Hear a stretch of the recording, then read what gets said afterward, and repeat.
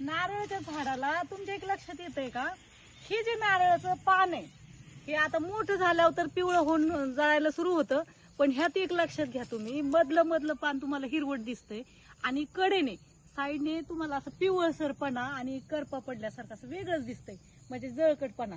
ह्याच्यासाठी ह्याला झाडाला जे पोषक तत्व, जे न्यूट्रिएंट्स लागतात ते कमी पडले. ह्याचा अर्थ म्हणजे आपल्याला भूक लागली, व्यवस्थित जेवण नाही भेटलं तर काय होतं, आपल्याला विकनेस येतो. 80 ते 90% झाडांना हाच प्रॉब्लेम असतो. काय होतंय, आपण जे खतं टाकतो, खतामध्ये नायट्रोजन, मॅग्नेशियम आणि पोटॅशची गरज असते.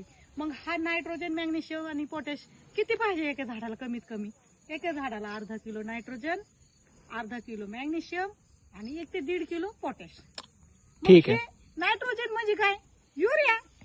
जास्त नाही टाकायचं, अर्धा किलो. Okay okay.